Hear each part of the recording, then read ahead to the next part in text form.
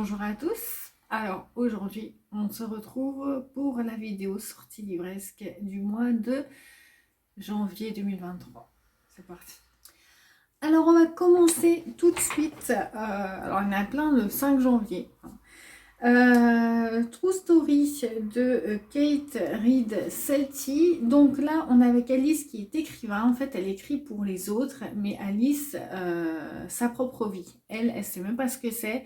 Et ça la hante depuis des années. Pourquoi? Parce qu'en été 1999, elle se demande toujours ce qui s'est passé sur cette banquette arrière d'une voiture. Elle se retrouve avec 2 ados éméchés. Et voilà, il paraît qu'elle est tombée, elle se rappelle plus de rien, de ce qui s'est passé de cette aventure, et ça la hante depuis des années. Voilà. Donc je cite, on nous dit que c'est un piège machiavélique, ce récit, qui parle vraiment de la rumeur, parce qu'il y a une histoire de rumeur dans ce souvenir qu'elle a.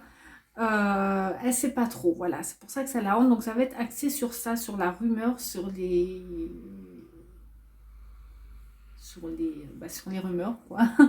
Donc voilà, ça a l'air pas mal du tout. Alors là, on n'en sait pas beaucoup. Alors toujours le 5, hein. Je vous dirai quand on changera de date parce qu'il n'y a que du 5 pour l'instant. C'est la chance que tu as de Denis Michels. On est avec un jeune homme qui est déposé par ses parents, entre guillemets, parce qu'ils prétendent être ses parents. Il est déposé au domaine avec un D majuscule et il va devenir serveur de ce domaine. Voilà, on n'en sait pas plus, c'est du contemporain, il me semble. Donc on nous parle de fables contemporaines sur le monde du travail. On nous dit que c'est assez glaçant comme texte, comme récit. Et c'est un premier roman à l'ambiance kafkaïenne.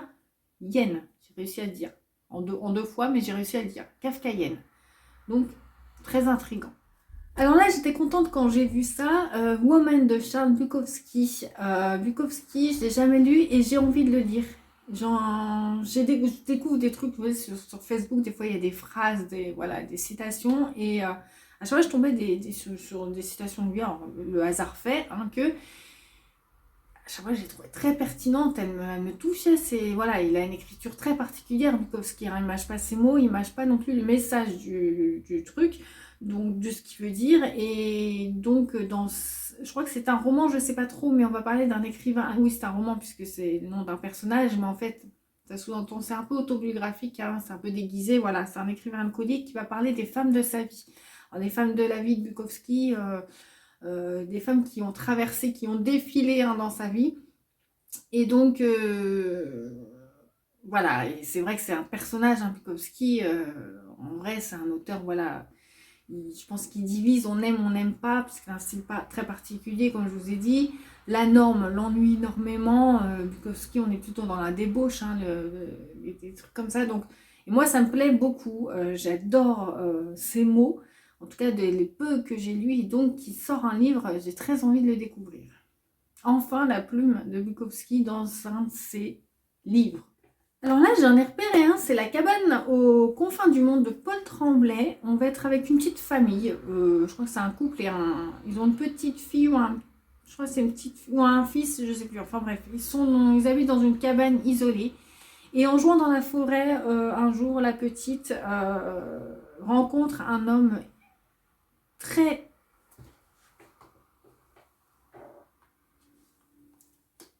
Bref, il y a des bruits. Très, très imposant au premier abord, mais ils vont devenir amis. En fait, elle va commencer à lui parler parce qu'il est très amical, très doux avec elle. Et d'un coup, il va lui dire « Rien de ce qui va se passer n'est ta faute ». Et apparemment, cette famille va se faire attaquer par des hommes qui vont surgir. Voilà. Donc, c'est même pas si on est dans un thriller ou un contemporain, ou un truc d'horreur. Voilà. Et voilà, des trucs comme ça, j'y vais. On va être un peu dans un truc de science-fiction, là, on va être avec Le silence de la cité d'Elisabeth von Armbroek. Je marquerai les noms si j'y pense correctement sous la vidéo, parce qu'à la prononciation, déjà la prononciation, je ne sais pas si c'est bien dit, et de deux, j'ai écrit mal, donc ça se trouve, c'est même pas les lettres. Voilà. Donc on est dans cette cité. Cette cité, qu'est-ce qu'elle a? On est aux heures des abominations. avec un grand A, c'est-à-dire que dans la cité, on a des scientifiques qui s'ennuient à mourir et en dehors de cette cité, il y a des générations sans cesse de mutants barbares qui sont là. Donc c'est vraiment, voilà, l'heure des abominations. Ces scientifiques ont essayé de régler ce problème, mais ils en avaient oublié le plan psychologique de l'humain qui va mettre encore plus la pagaille parce qu'on ne contrôle pas tout le temps le plan psychologique de l'humain, même si les faits scientifiques sont là et avérés et établis.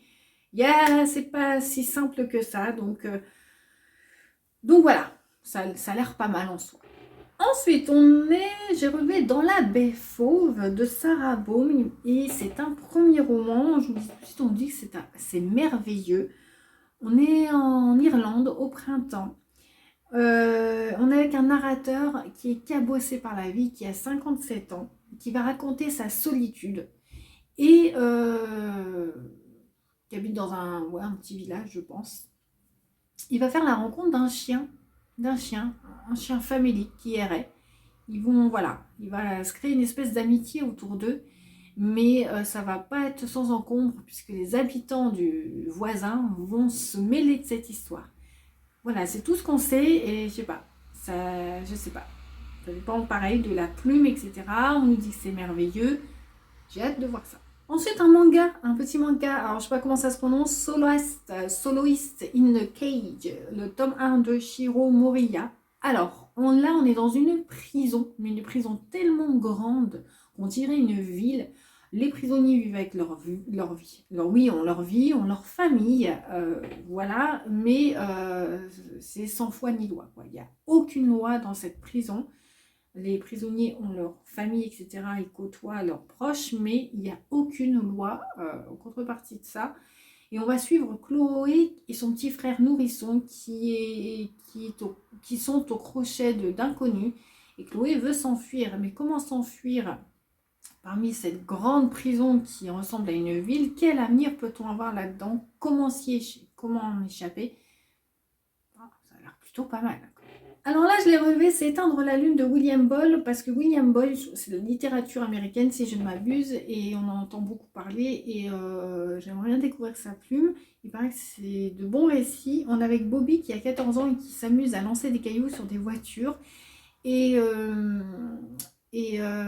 jour, il y a un accident parce qu'il y a un de ces cailloux à Bobby qui frappe une conductrice, et à cause de ce caillou, elle a un accident et elle meurt.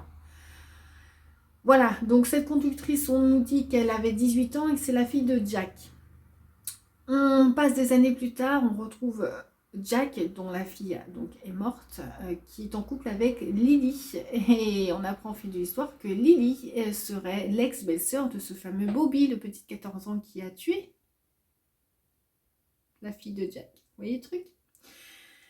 Voilà, donc on nous dit, attention, c'est du William Boyle, donc ça a l'air d'être raconté assez, je vous dis, assez, voilà, on dit il y a de bonnes critiques sur cet auteur. On dit que c'est un Balzac américain et c'est un portrait de Brooklyn. Voilà, donc il va nous dresser tout un truc comme ça à travers ses personnages, tout un portrait de Brooklyn, que les destins s'entremêlent et se rejoignent.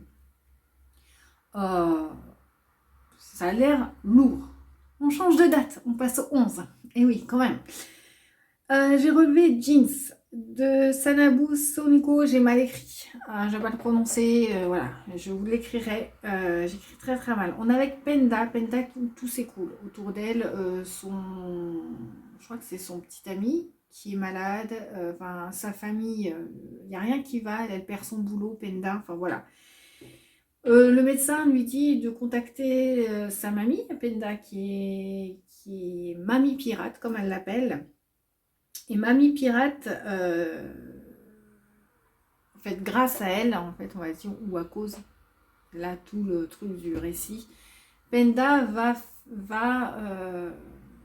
exercer, va apprendre ce que fait mamie pirate, c'est-à-dire des cérémonies traditionnelles gabonaises qui consistent à entrer dans un autre état de conscience pour laver l'âme parce qu'elle veut sauver son Jimmy. Je ne sais pas si je vous l'avais dit, qui est malade à l'hôpital. Mais, d'où le titre, Depuis l'enfance, elle sent une présence en elle, une force qui l'empêche, qui rôde depuis l'enfance, elle sent qu'il est là en elle. Il va se révéler à ce moment-là où elle essaye, où elle tente de sauver Jimmy à l'aide de ces cérémonies traditionnelles. Son djinn, cette force qui va l'en empêcher de soigner et d'entrer dans un état de conscience pour laver l'âme, son djinn va l'en empêcher. Donc, on nous parle de culture, de vision du monde et de langue hybride et de langue hybride et teintée d'oralité. Ça peut être un très très très très bon récit, original et fort. Je ne m'avance pas, mais c'est ce que je ressens. Voilà, c'est pour ça que je l'ai mis dans cette sélection. Ensuite, on passe au 12 janvier. J'ai relevé Baisse ton sourire de Christophe Levaux. Alors là, on est avec un gars, il voit que par Sophie. Sophie, il illumine sa vie. Sophie, vraiment, il se sent tout léger, tout machin. Tout... Mais ça va dégringoler parce que là, on va nous parler d'une romance carrément destructrice. L'embrasement de ce truc par du néant vraiment, d'une relation, tout commence bien et puis ça finit. Et voilà, on va voir peut-être l'évolution du truc. Et ça m'intéresse. C'est des sujets, franchement, si c'est bien écrit, et en tout cas, si ça m'interpelle, ça peut grave me plaire. On passe au 16. Et le 16, je vous en ai déjà parlé, sortira le nouveau Serge Brussolo chez H&O Poche. Donc, la stratégie de l'écureuil. Là, on est dans du thriller. On est avec Mickey Katz qui est engagé pour réaménager le manoir de Savannah Warlock. Savannah Warlock, qui sait, c'est une célèbre romancière qui a disparu depuis plus de 10 ans dans des conditions inexpliquées un peu. On ne sait pas trop. Par contre, Mickey, je crois que c'est une fille, bon, on va dire elle doit réaménager son manoir parce qu'il y a les fans qui sont là. La romancière était vraiment et continue vraiment d'être adulée par le public. Donc c'est un lieu carrément isolé et on va en apprendre plus sur cette Savannah. Mais qui est-elle, cette célèbre romancière disparue, on ne sait pas comment, adulée, voilà. Ça va être une intrigue autour de ça. Nouveau Brussolo, moi... j'achète, c'est comme King, vous le savez, sans réfléchir. Et puis on va finir avec le 25 janvier, sort un Junji Ito artbook. Alors je ne sais pas trop en quoi ça consiste. Voilà, donc encore un Junji Ito. Je ne sais pas du tout ce qu'il y a dedans, donc on verra bien. Et puis, j'ai oublié aussi le 4 janvier. Le 4 janvier ressort. Voilà. Réédite un Philippe K. Dick Ubik que moi j'ai lu en occasion. Ubik, c'était génial. Une espèce de science-fiction comme ça, style très froid mais très mais qu'est-ce que ça fait réfléchir. J'aime bien, on paye tout même pour ouvrir la porte de chez soi. On est vraiment c'était vraiment une espèce de satire visionnaire, enfin j'espère pas jusque-là visionnaire. Du monde capitaliste, c'était vraiment bien. Ce Ubik, c'est particulier en soi, on aime, on n'aime pas, c'est pareil, c'est assez étrange. Qui dit que j'ai lu que ça de lui, je continue à en lire. En tout cas, le 4 janvier, il ressort celui-là. Et donc, j'étais obligée de préciser en ces sélections parce que Philippe Kédic, quand même, c'est un nom, on va pas se le cacher. Et bien voilà pour ma petite sélection du mois de janvier. Il y en avait beaucoup plus qu'au mois de décembre, forcément. Pour commencer l'année, c'est pas mal. C'est vrai que le hasard fait que j'achète au moins 1 ou 2 livres des sorties vidéo que je fais à chaque fois. Et forcément, le Brussolo, il va y passer et je vais l'acheter. Et on verra pour les autres. En tout cas, c'est une bonne petite wishlist. Dites-moi ce que vous en pensez. Dites-moi aussi les livres, que vous avez repérés pour janvier 2023. Dites-moi tout ça en commentaire. Et puis, moi, je vous retrouve pour les vlogs lecture sur la chaîne. Et je vous dis à bientôt.